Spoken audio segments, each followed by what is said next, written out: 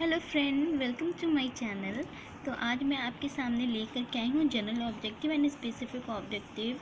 क्योंकि बहुत किसी ने कंप्लेन किया था कि आपके जनरल और स्पेसिफिक ऑब्जेक्टिव मुझे क्लियर नहीं दिख रहे हैं, समझ नहीं आ रहा है। तो मैंने ये दूसरा वीडियो लेकर आई हूँ, होपफुली ये सबको समझ में आए। तो चलिए वीडियो को स्टार्ट करती हूँ। तो सबसे पहले हम यहाँ पर डिफिनेशन देखते हैं। सामान्य उद्देश्य का मतलब क्या होता है? सामान्य उद्देश्य एक शिक्षक के लिए एक बहुत ही महत्वपूर्ण उद्देश्य होते हैं, क्योंकि शिक्षक को यह उद्देश्य अपने छात्रों में विकसित करना होता है।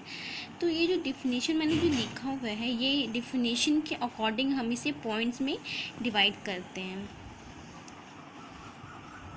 अब हम इसके पॉइंट्स को देखते हैं।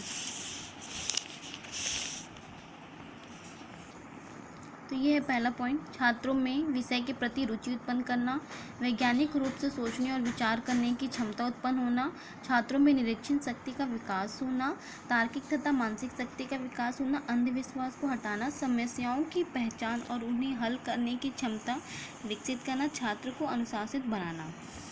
तो ये सब चीज़ का आप स्क्रीनशॉट ले लीजिए। अगेन है हमारा स्पेसिफिक ऑब्जेक्टिव। तो स्पेसिफिक ऑब्जेक्टिव 4 पार्ट में डिवाइड होता है, जैसे कि मैंने यहाँ पे मैं लिख चुकी हूँ KUSA, नॉलेज, अंडरस्टैंडिंग, स्किल और एप्लीकेशन। इस 4 पार्टों में हम स्पेसिफिक ऑब्जेक्टिव को डिवाइड करते हैं। तो देखते हैं पहला knowledge objective.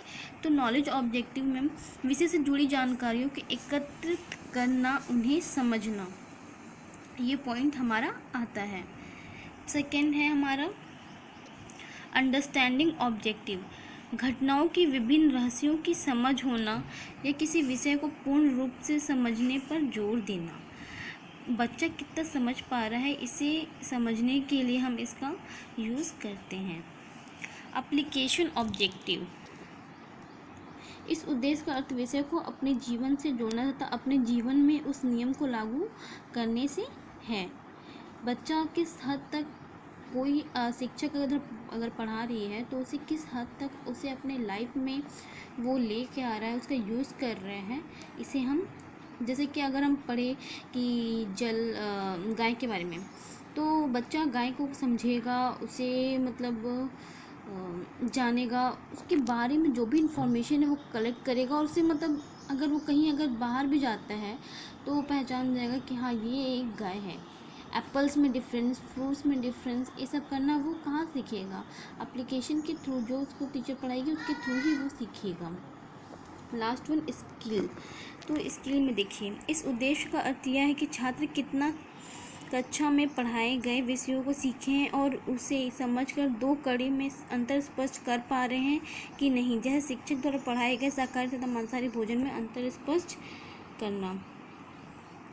Thank you so much. Please subscribe my channel and like my video if you like it.